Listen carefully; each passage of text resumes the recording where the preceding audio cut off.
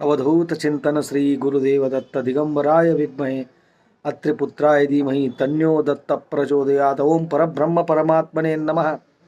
उत्पत्ति स्थिति प्रलयंकराय ब्रह्मा हरिहराय त्रिगुणात्मने सर्वकौतुकानि दर्शय दर्शय दत्तात्रेयाय मनोइच्छिता कामना कुरु कुरु स्वाहा।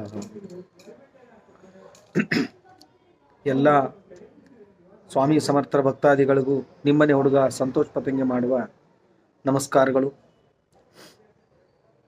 ಅನುಭವ ಅನ್ನೋದಕ್ಕಿಂತ ಮುಖ್ಯವಾಗಿ ಈ ಅನುಭವದಿಂದ ಸುಮಾರು ಜನ ವಿಡಿಯೋ ನೋಡೋರಿಗೆ ತುಂಬಾ ಒಂದು ಸಹಾಯ ಆಗ್ತಾ ಇದೆ ಅನ್ನೋದನ್ನು ಸುಮಾರು ಜನರ ಬಾಯಿಂದ ಕೇಳಿ ತುಂಬ ಸಂತೋಷವಾಗ್ತಾ ಇದೆ. ಎಲ್ಲೋ ನಾವು ಪಟ್ಟಿರ್ತಕ್ಕಂಥ ಪರಿಶ್ರಮ, ದೇವರ ಒಂದು ಕೃಪಾಶೀರ್ವಾದ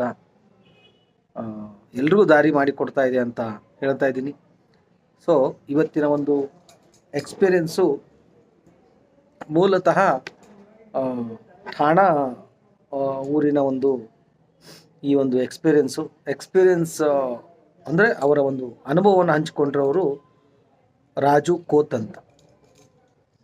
ರಾಜು ಇವರು ಸುಖವಾಗಿರ್ತಕ್ಕಂಥ ಸಂಸಾರ ಇರುತ್ತೆ, ಅವ್ರದ್ದು ಗಂಡ ಹೆಂಡತಿ ಮಕ್ಕಳು ಚೆನ್ನಾಗಿ ನಡೀತಾ ಇರುತ್ತೆ.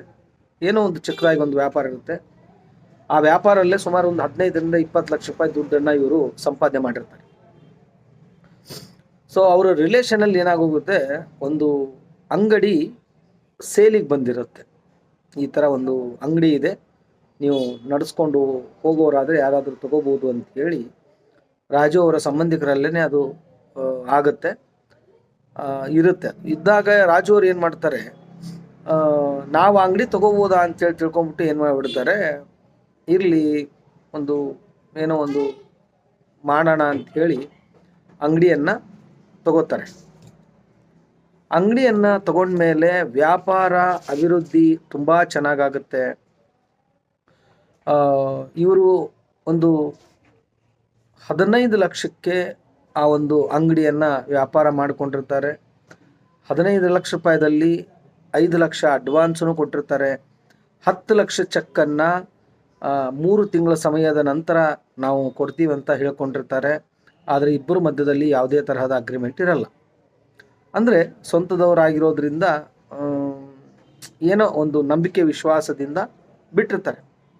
ಈ ಒಂದು ಸುಮಾರು 6 ತಿಂಗಳಲ್ಲಿ ಅನ್ಎಕ್ಸ್ಪೆಕ್ಟೆಡ್ ಆಗಿ ವ್ಯಾಪಾರ ಅದ್ಭುತವಾಗಿ ಬೆಳೆಯುತ್ತೆ. ಬೆಳೆದ ಮೇಲೆ ಈಗ ಯಾವ ಥರ ಅಂತಂದರೆ, ನಾವು ಇದನ್ನು ಮಾಡ್ಬೋದಾಗಿತ್ತಲ್ಲ ಅನ್ನೋ ಒಂದು ಕೆಟ್ಟ ಆಲೋಚನೆ ಅಂಗಡಿ ಕೊಟ್ಟವ್ರಿಗೆ ಬಂದ್ಬಿಡುತ್ತೆ. ಆದರೆ ರಾಜು ಅವರ ಹೆಂಡತಿ ತುಂಬ ಕಷ್ಟಪಟ್ಟು ಆ ಅಂಗಡಿಯನ್ನು ಒಂದು ಉನ್ನತ ಮಟ್ಟಕ್ಕೆ ತೊಗೊಂಡೋಗಿ ತುಂಬ ಡೆವಲಪ್ಮೆಂಟ್ ಆಗಿರ್ತದೆ. ತದನಂತರ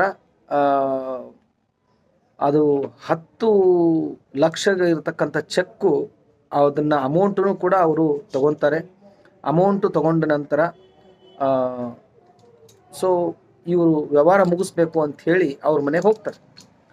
ಅವರು ಅವಾಗ ಏನು ಹೇಳ್ತಾರೆ ಅಂತಂದರೆ, ಇಲ್ಲ ನಮ್ಗೆ ಇವಾಗ ಅಂಗಡಿಯನ್ನು ಮಾರುವಂಥ ಸಿಚುವೇಶನ್ನು ಬೇಡ ಅನ್ನಿಸ್ತಾ ಇದೆ, ನಾವು ಅಂಗಡಿ ಮಾರಲ್ಲ ಅಂತ ಹೇಳ್ತಾರೆ. ಸರಿ ಆಯಿತು, ಅಂಗಡಿ ಮಾರಲ್ಲ ಅಂದರೆ ನಮ್ಮ ದುಡ್ಡನ್ನು ನಮಗೆ ಕೊಡಿ ಅಂತ ಕೇಳಿದಾಗ, ಇವತ್ತು ಕೊಡ್ತೀವಿ ನಾಳೆ ಕೊಡ್ತೀವಿ, ಇದೇ ಥರ ಹೆಚ್ಚು ಕಡಿಮೆ 1 ವರ್ಷ ಆಗೋಗ್ಬಿಡುತ್ತೆ.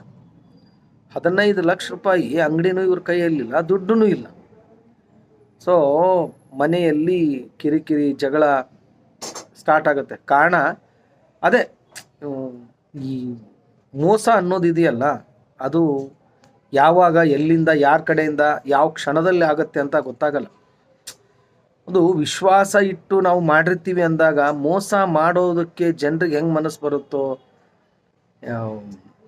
ವಿಚಿತ್ರ ಅನಿಸುತ್ತೆ. ಭಗವಂತ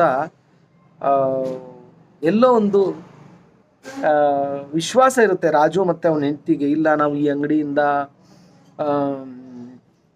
ಏನಾದರೂ ಒಂದು ಸಾಧನೆ ಮಾಡಿ ಒಂದು ಉನ್ನತ ಮಟ್ಟಕ್ಕೆ ನಮ್ಮ ಹೋಗ್ಬೋದು ಅನ್ನೋ ಒಂದು ಕನಸಿಟ್ಕೊಂಡು ಆ ಒಂದು ಅಂಗಡಿಯನ್ನು ತುಂಬ ಸ್ಟ್ರಗ್ಲಿಂಗ್ ಮಾಡಿ ಬೆಳೆಸಿರ್ತಾರೆ.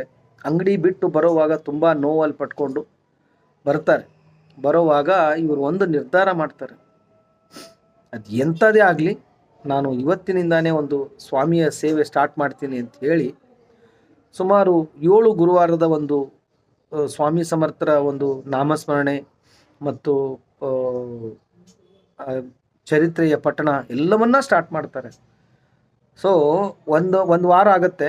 2ನೇ ವಾರನೇ ಒಬ್ಬರು ಇವ್ರಿಗೆ ಸಜೆಷನ್ ಕೊಡ್ತಾರೆ, ಇಲ್ಲ ನೀವು ಕೋರ್ಟ್ಗೆ ಇದನ್ನು ಕೇಸ್ ಹಾಕ್ಬಿಡಿ ಅಂತೇಳಿ.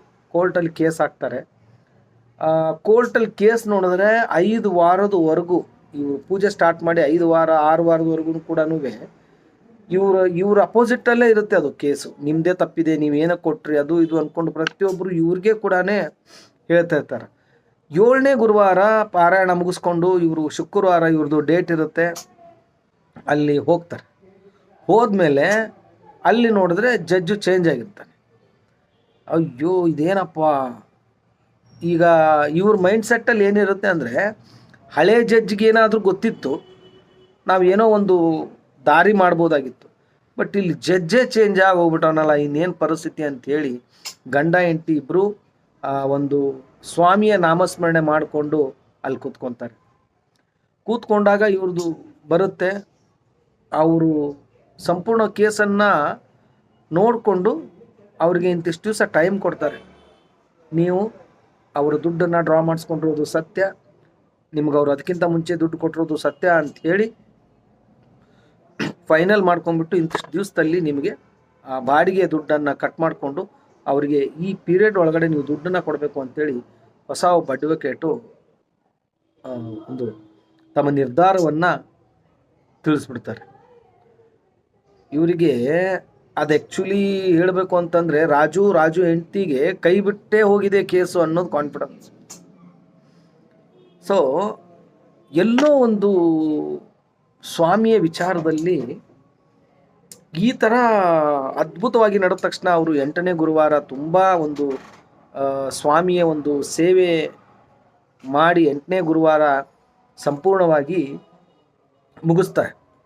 ತುಂಬಾ ವಿಜೃಂಭಣೆಯಾಗಿ ಮಾಡ್ತಾರೆ. ಇದ್ರ ಜೊತೆ ಇನ್ನೊಂದು ಎಕ್ಸ್ಪೀರಿಯನ್ಸು ನಾನು ನಿಮಗೇನು ಹೇಳೋಕ್ಕೆ ಇಷ್ಟಪಡ್ತಾ ಇದ್ದೀನಿ ಅಂದರೆ, ಇದು ಸೇಮ್ ನಮ್ಮ ಯೂಟ್ಯೂಬ್ ಚಾನಲಲ್ಲಿ ಒಬ್ಬರ ಜೊತೆ ನಡೀತು. ಸೊ ಅವ್ರ ಹೆಸರನ್ನು ಹೇಳೋದಕ್ಕೆ ನಾನು ಇಷ್ಟಪಡಲ್ಲ. ಒಬ್ಬ ಹುಡುಗ, ಅವರ ತಾಯಿ ತೀರೋಗಿರ್ತಾರೆ. ಆ ಮಗು ಬಂದು ಆ ತಾಯಿಯ ಅಮ್ಮನ ಮನೆಯಲ್ಲಿ ಇಟ್ಕೊಳ್ಳೋದಂಥ ಒಂದು ಕೋರ್ಟು ನಿರ್ಧಾರ ಮಾಡಿರುತ್ತೆ. ಎಷ್ಟು ವರ್ಷದಿಂದ ನಿರ್ಧಾರ ಮಾಡಿರುತ್ತೆ, ಇಂತಿಷ್ಟು ವರ್ಷ ಲಿಮಿಟೇಷನ್ ಅಂತ ಇರುತ್ತೆ. ಆ ಲಿಮಿಟೇಷನ್ ಪೀರಿಯಡು ಆಗೋಗ್ಬಿಡುತ್ತೆ.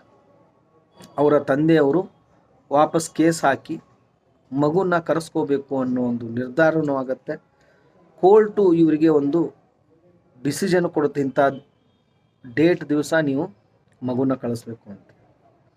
ನನಗೆ ಇವರು ಫೋನ್ ಮಾಡ್ತಾರೆ. ಫೋನ್ ಮಾಡಿ, ಇಲ್ಲ ಸಂತೋಷಣ ಈ ಥರ ಆಗಿದೆ. ನಾನು ಇವ್ರಿಗೇನು ಹೇಳ್ತೀನಿ ಅಂದರೆ, ನೋಡೋಣ, ಇವರು ಆ ಡೇಟಿಗೆ ಮಗುನ ಕಳಿಸಲ್ಲ. ನೆಕ್ಸ್ಟು ಇವ್ರ ಮೇಲೆ ಒಂದು ವಾರಂಟ್ ಇಶ್ಯೂ ಆಗುತ್ತೆ. ಇವರು ಮಗುನ ಕರ್ಕೊಂಡೋಗಿ ಕೋರ್ಟಿಗೆ ಸಬ್ಮಿಟ್ ಮಾಡಿದಾಗ ಯಾರೋ ಒಬ್ಬರು ಅಡ್ವೊಕೇಟು ಇವರಿಗೆ ಸಿಗ್ತಾರೆ. ಅಲ್ಲಿ ಮತ್ತೆ ಏನಾಗೋಗುತ್ತೆ ಅಂತಂದರೆ, ತಿರ್ಗಾ 6 ಮಂತ್ ಟೈಮ್ ಸಿಕ್ಬಿಡುತ್ತೆ ಆ ಮಗುಗೋಸ್ಕರ. ಬಟ್ ಕನ್ಫರ್ಮೇಷನ್ ನನಗೆ ಅಷ್ಟು ಗೊತ್ತಿಲ್ಲ. ಬಟ್ 6 ಮಂತ್ ಇದೆಯೋ 3 ಮಂತ್ಸ್ ಇದೆಯೋ ಅನ್ನೋದು ನನಗೆ ಅವರು ಕನ್ಫರ್ಮೇಷನ್ ಹೇಳಿಲ್ಲ. ಬಟ್ ಅವರು ಇಷ್ಟು ಖುಷಿಯಾಗಿ ಅದನ್ನು ನನ್ನ ಹತ್ರ ಹಂಚ್ಕೊಂಡ್ರು ಅಂದರೆ ಇಲ್ಲಿ ಉದ್ದೇಶ ಒಂದೇ, ವಿಶ್ವಾಸ ಅನ್ನೋದಿದೆಯಲ್ಲ, ಆ ವಿಶ್ವಾಸ ಅನ್ನೋದು ಸ್ವಾಮಿಯ ದಾರಿಯಲ್ಲಿ ತುಂಬ ದೊಡ್ಡ ವಿಚಾರ. ಅದು ನೀವೇನೋ ಕಾಟಾಚಾರಕ್ಕೆ ಸೇವೆ ಮಾಡ್ತೀನಿ ನನಗೆ ಆಗಿಬಿಡ್ಲಿ, ಅದೆಲ್ಲ ಆಗಲ್ಲ. ಅದು ಹಂಗಿದ್ರೆ ಮಾಡೋದೇ ವೇಸ್ಟ್ ಅದು. ಓಕೆ, ಸೊ ಈ ಥರ ಒಂದು ವಿಶ್ವಾಸ ಇಟ್ಟು ಒಂದು ಸ್ವಾಮಿಯ ಸೇವೆ ಮಾಡಿದಾಗ ಖಂಡಿತವಾಗಿ ಸ್ವಾಮಿ ಮಹಾರಾಜರು ಕೈ ಬಿಡಲ್ಲ ಅನ್ನೋದಕ್ಕೆ ಇದೊಂದು ಜೀವಂತ ಜ್ವಲಂತ ಸಾಕ್ಷಿ ಅಂತ ಹೇಳ್ತಾ ಇಲ್ಲಿಗೆ ಇವತ್ತಿನ ಈ ಒಂದು ಅನುಭವನ ಮುಗಿಸ್ತಾ ಇದ್ದೀನಿ. ಮತ್ತೆ ಒಂದು ಹೊಸ ಅನುಭವನ ನಿಮ್ಮ ಮುಂದೆ ತರ್ತೀನಿ. ಅಲ್ಲಿವರೆಗೂ ಶ್ರೀ ಸ್ವಾಮಿ ಸಮರ್ಥ. ಜೈ ಜೈ ಸ್ವಾಮಿ ಸಮರ್ಥ.